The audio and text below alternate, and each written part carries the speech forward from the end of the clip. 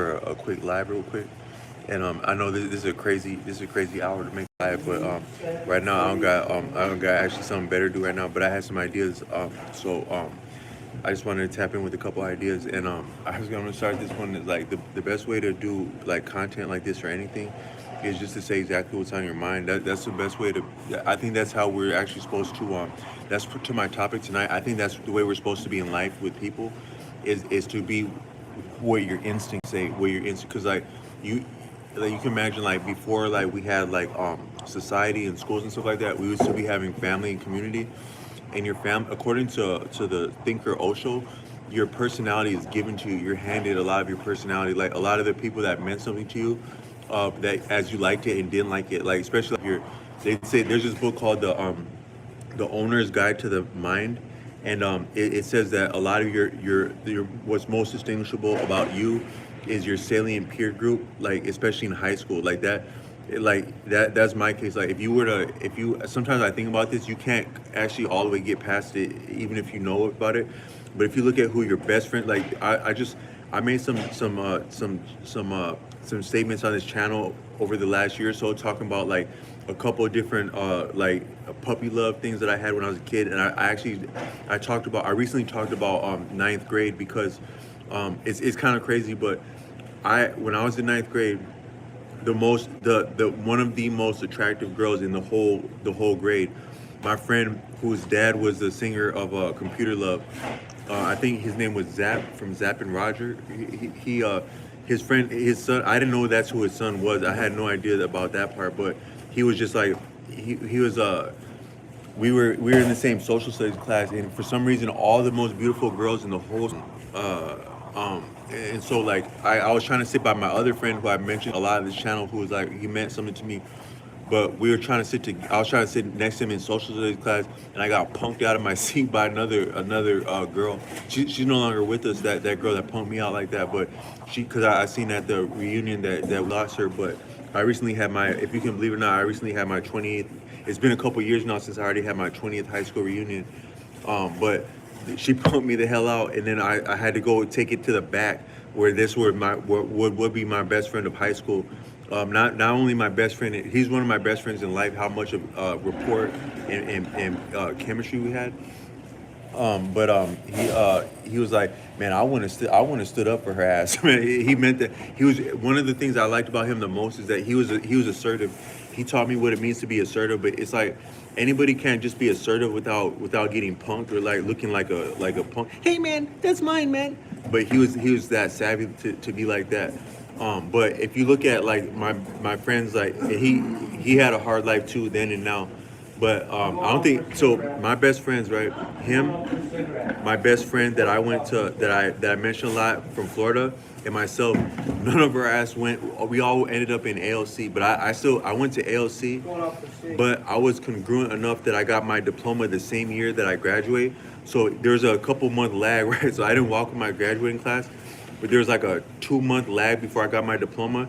But damn it, it says my year like that, and like when they printed up my diploma, they were too damn. I probably shouldn't be blasting myself like this, but it just said that damn month is supposed to say for everybody's ass that graduated that year, but you wouldn't know the difference.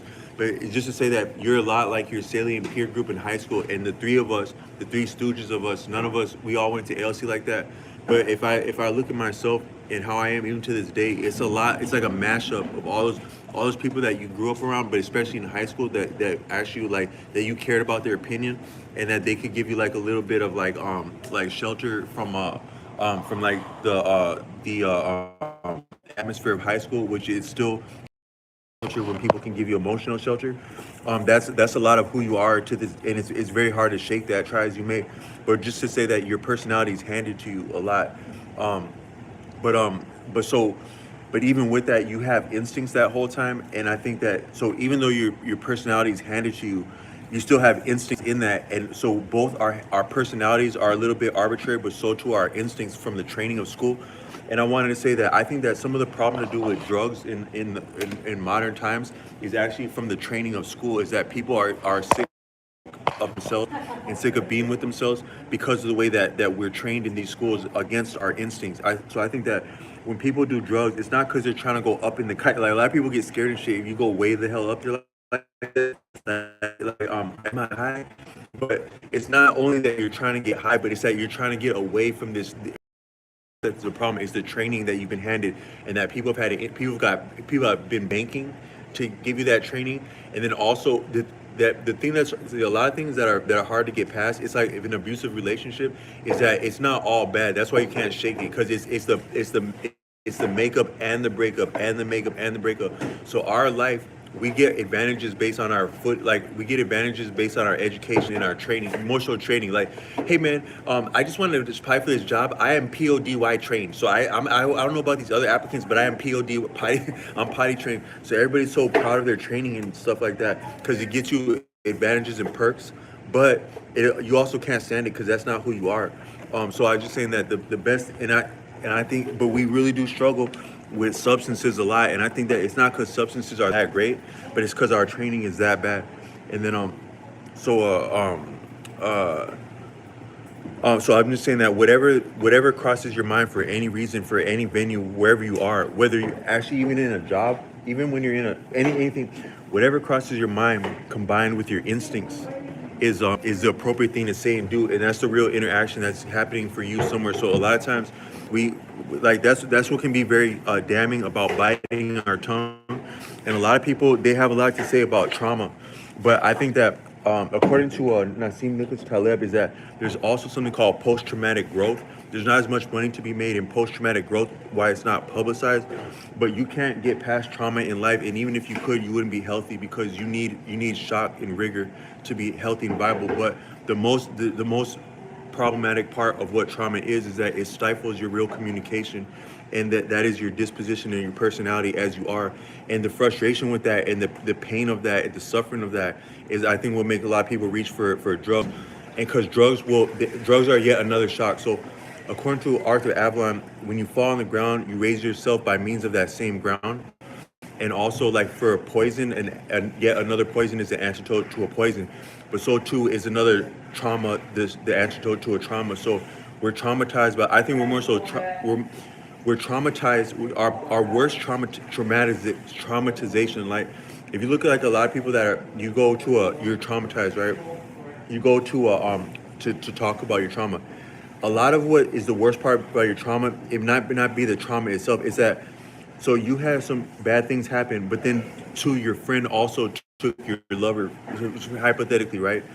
Your friend took your lover, but you feel like the reason that happened is because of what also happened to you, is why the second trauma of getting your heart broken by your best friend like that is what happened. But what you're really sensing is that if someone could just see you for you, if people could really see you for you, you wouldn't have these problems in life, not the least of which love. If people could really see the real you, which is true.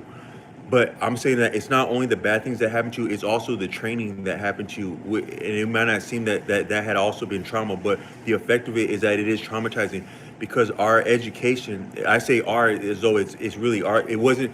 Like, one time I had a family member that, hey man, you're not yourself when you don't take your meds. But I'm like, okay, you said my meds. I didn't source those meds. I don't know what the hell is in them. I didn't get paid for them. I didn't want to take them. And that too is that they alter my inherent disposition. So how are those mine at any point like that? I'm a captive client at that point. But your training is the same way. Is that what of your schooling is really yours, other than what really is yours? Because they told you the answer to the test. They told you the answer to the homework. It sucked doing it. It now sucks knowing it, but it gave you a mind, and your mind actually limits you, because, like, a lot of times I was saying on this video that I do, like, things that would be baffling or daunting in terms of fitness, but it's not because I'm that strong. It's because I'm not having a mind about it. So, like, when you're counting things, one of the best ways to have a mind is to count something. 1, 2, 3. That is actually spending more energy than the exercise itself, and it's limiting your mind because you're distracted by that, and you're not acting with initiative, and you're much stronger with initiative. But I think it's the same with communicating too, is that since the time of the early 20th century with the Board of Education, it's more along the lines of animal husbandry, and it borrows principles of rearing and hoarding animals, and it's different than erudition. So, like, when you think about, like, philosophers and like true mathematics and true art, stuff like that, that's erudition, and that's what was stripped. And because the fundamentals, Like say for example, like when you're a student, you probably you learn spelling, you learn the parts of speech, but you did not learn etymology. That's like what the words are made out of. That's the most fundamental part. It's not more difficult intellectually than any of those other ones, but it actually is empowering because if you know what the etymology is, you're more eloquent with words, and then also it reveals some of the history of the history that's been distorted, diluted, and deleted. You can't take the history out of the words without taking the words away. So a lot of words they have some real, like when people are saying like you get some old heads or something like that have been incarcerated, and they start breaking down the riddles within words or the synonyms of words and stuff like that. That's not just being clever. That's actually they're revealing by doing a little bit of thought and looking at what people say verbatim is revealing some of the underpinning of what actually has been the history as the history has been there's been an interest in changing it. So I'm just saying that this thing about education, it can be more of a problem than people think, and but it's still like a sweet problem because we think we base our self-esteem on it, we base our identity on it, and we base so many things we benefit so much with from our education that we don't think that it could also be a disservice in stifling our true disposition. But the only way I can conceive of to get back to the true disposition is just to say what it actually occurs to you, but that tempered with your instincts, because we do have instincts the whole time, and you know what's appropriate and not, and what's respectful and not, even as you have different things come in your mind. But it's not the same as just being perfectly shut up. I think that you can't get past you can't get past your childhood, and our childhood was inundated. You don't think about how much like sometimes like when something is like way out of proportion, that's called inordinate, right? So if you walk down the street and there you might see a fire truck once a couple of times a day, right? But if you see 1,000 fire trucks in one day, that's inordinate. That's conspicuous and inordinate. If you think about how much time you spent going to school as a child, that's conspicuous and inordinate. And the reason that that's so is because of the financial component. There's actually not a congruent reason to have children educated, bombarded that heavily as we are in school, without actually some financial underpinning and some deeper racketing in baseball that would come with that. So I kind of jumped right off into that, but I wanted to that's a lot of what I wanted to come with today. I'll probably keep this one shorter, but I wanted to come with a couple things. Is that I was wondering here is that I think that like sometimes your body, right, your body is deeper and it's different than you normally think of. Like one guy was saying, I came across a natural guy from way back in the day, and he said when you stretch like this, when you stretch way back like that, you're actually stretching out all your organs. Like your actual organs are responding to what you're doing with your body in a deep way, and they're benefiting from that. So exercise, it's deep how it's impacting you. But even when you stretch like that, when you stretch, right, you put on some sweats as you haven't been wearing sweats, and you start to you start to like stretch like that. You're actually doing something. You feel like you're shifting something. You look like a different person even since you do the same. You show up at the gym the first day of the new year, and you do some stretches like that. You look like you're a different person. You're shifting something in your life, not only your life but your actual very organs like that. But I think that sometimes your organs and your body, they're existing and they're supporting and inspiring is different, but also more profound and more subtle than you normally think of. So I wanted to propose with this. The question is, do you think we really have a funny bone? And what bone do you think would be the funny bone? And do you think there's actually a bone in your body that's corresponding with your knack to just say something like sometimes like you're in line or something, and somebody they say like something that's just too obvious, right? And you have to think of some smart ass thing to say like that. You just some smart ass thing. It's not even that clever, but there's just an opportunity to be clever. You didn't even have a clever thought, but just the sensation of it.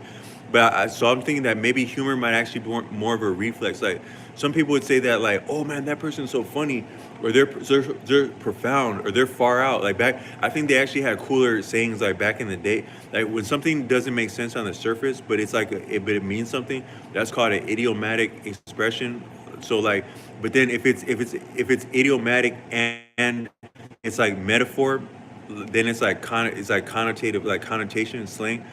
But you have better of that in older iterations. Sometimes. Like nowadays, we say, "Oh, that's cool, man. That cool right there. That's cool." But when people first said "cool" for the first time, it's probably someone savvy, and they were doing that. They were like, they were. It was idiomatic, and then they were probably also being connotated with it, and trendy. So it's slang like that. But the when that first really, when someone would have first made that a thing to say "cool," just the word "cool," that would have been really profound. Whoa, they said that. But then now it was so cool then that if somebody says it now, but they slip up and they say it in the real spirit of how that was said the first time, you can be as witty and profound as the first time it was said. That's something I learned in school is that you have something that's called cliche. Cliche, if you know what the word cliche means, that's like I'll break it down just in case someone didn't know. Like cliche is like when it's like everybody says that stuff. Like yeah, it's like that thing you say that you think would sound clever, but it sounds less clever because it's that common, but also that you would think it's that clever even as it's that common, and you're just now getting around to saying it. That's cliche. But you also have like trite, means the same thing as cliche, and hackney. Those all mean the same thing. Hackney, trite, and cliche. But that too, sometimes of something that is that cliche, it can actually be creative for saying it cliche, like to actually make a pun. That's a more savvy and sophisticated thing. Like I learned that I had a friend from Africa. He was from Zambia. One of my best friends in high school. I had two best friends in real schools. They were African American, American African, and then one of them being a like so I had two friends African American. Then out of school I had two friends that were African. No, so I had two friends that were American African, and I had two friends that were first generation African American, having been born in Africa.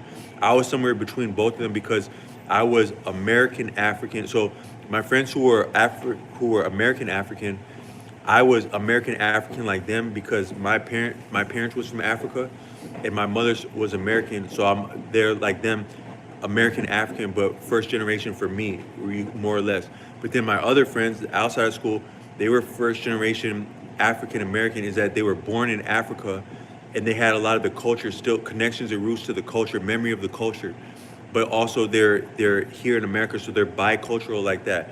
And I was a little bit like them too, because I knew them, and I knew other Africans my whole life. Like my early, before I can even, I have, when I some of my memories that I don't recall, but I have the pictures of them.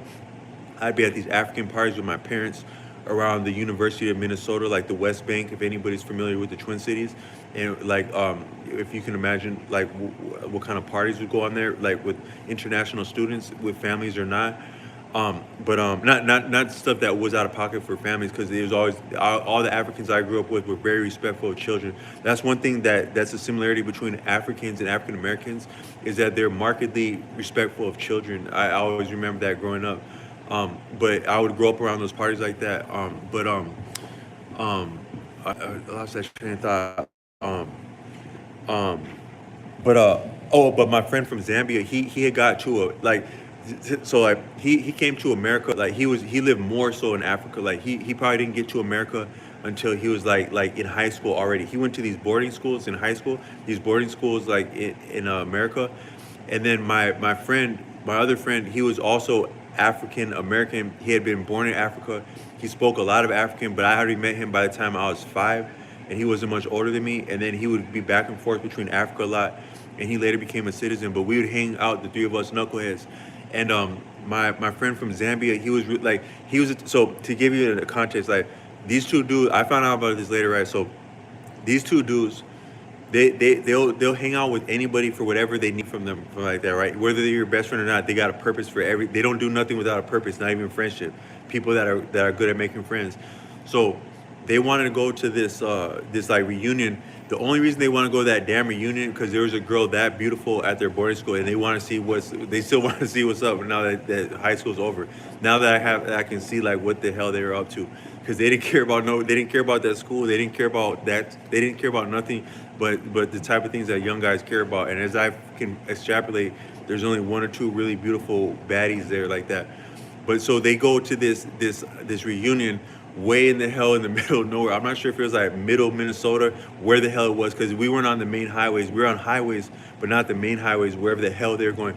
So they were egregious enough to invite me to a reunion of a religious parochial boarding school, knowing that I don't know nobody there and that I'm not of that faith. They just wanted me to drive the damn car so they could listen to beats. They just wanted me to drive the car like that. Um, but so we get so when we were in the car, I found out that the way that they became friends is that they were fighting over the same girl because everybody ain't born friends. So they were at this boarding school, right? The only two African guys at this boarding school, and they're fighting. There's this one beautiful girl that like she looked like the girl off of Smallville. I seen her. She looked like the girl off of Smallville, and um, that it's kind of funny because I used to that's he my friend he would have like I had these friends that have like they have like a certain a archetype of like ladies that they like, but then like he would do weird shit like if he likes a girl like that, he'll watch movies that remind him of that girl, and he'll try to study like her psychology and shit. So he would be like, why he liked that show Smallville like that, because he was trying to get a read on this girl that he knows that actually looks like Smallville like that. Like what would that character like kind of like some real like kind of thing I grew up around like that.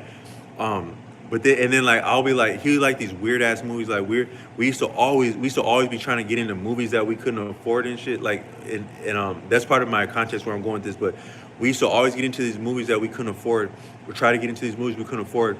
But then he'll always pick out these weird ass movies, and I was too young to understand the plot line. Like some of these, just sketchy ass movies that they used to make, like early 2000s, like that. They used to make some sketchy ass movies like that. You had to have a certain taste for that shit. That wasn't my shit, but so we could never agree on whatever the hell. Cause I'd be trying to like he would watch that sketchy shit, and then I'll get lost into like the film Training Day. So he's over there watching the Training Day shit. I mean, he's watching the sketchy shit like to do with like moths or some sketch. I'm not calling out any movies about moths, but he'd be watching some sketchy ass shit. And then I'll be in the Training Day one. I come through like a quarter of the way into it because he dragged me to that other bullshit. And then I'm like, damn, this is kind of cold.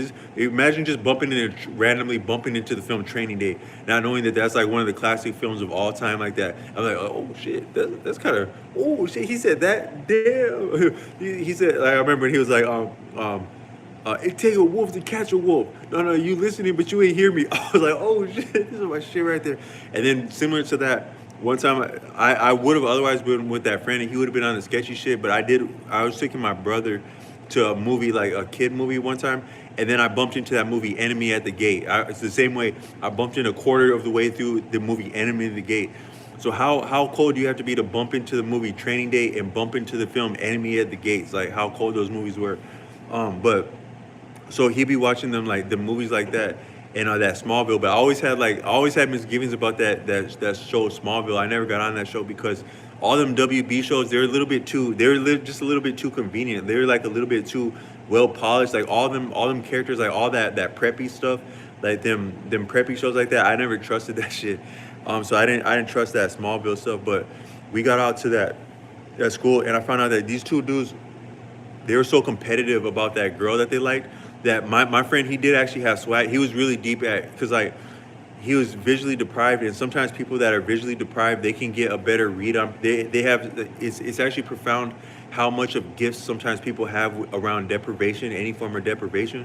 So some of these like some people that are visually deprived, he got all the way up to like driving a car and stuff like that.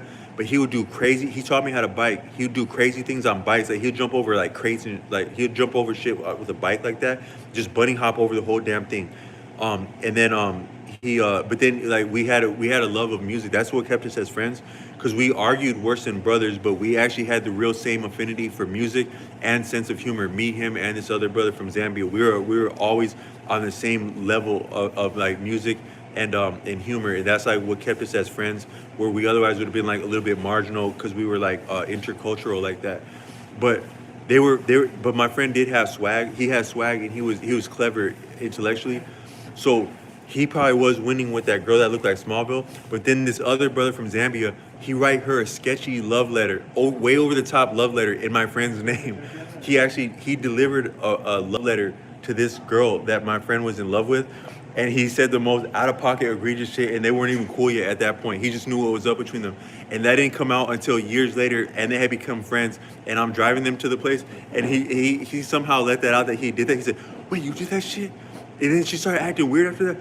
oh fuck. He was so mad about it that it made him love him more because that was some bogus shit. He was so honest about it. Like he was so honest about being that dishonest, about being that dishonest to blow the. It was like the same thing. If you can imagine that movie, there must be something about Mary. That's the real thing of what they were on. Those two dudes like that, and I wasn't on none of that shit. Other than I had nowhere better to do or know than to be around their ass. That type of stuff they're on. But then but that friend like that who was real clever like that, he was clever as hell. And I remember one time we were in a car. I had another friend that I grew up with who became very formidable in fitness, and I met him again at the end of high school, like a couple of days after my class graduated high school. I met him at our very elementary school playground, and then later I did content at that playground, this channel, earlier this summer because I had a spot there recently. I'm not there anymore, but I had a spot there by that playground. But he was in a car with us, tagging along, and then we at that time, like early 2000s, it was all about like burnt CDs and mixes, and my friend was bumping a mix. He was always like he could enjoy things by himself. He didn't need to share nothing with nobody. He's just like the shit that he liked. So he was bumping. We were in a car, but he's like bumping his own headphones in the car. And my friend he was really formidable with fitness. He's like, "What's that you're bumping? What's that there? What you got on that mix?" He's like, "A little bit of this, a little bit of that. Just a little bit of this, a little bit of that." But it's like a very cliche thing to say a little bit of this, a little bit of that. But he said it as though he was saying it for the first time. So that's like a thing to do about being creative, is to say like a cliche as though for the first time.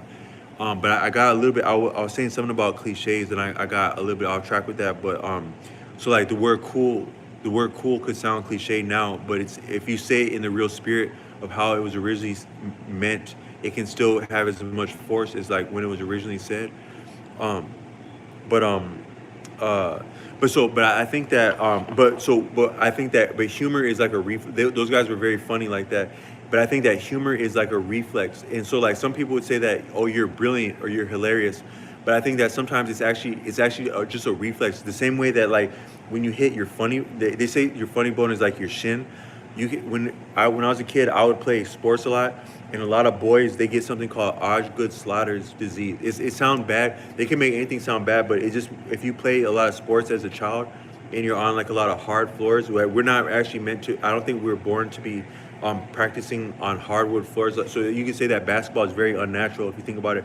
That sprinting up and down on either concrete or wood floor or asphalt is unhealthy. Similar to like football players who they play football well enough, but when they get on the AstroTurf, there can be injuries because that ground is very unnatural.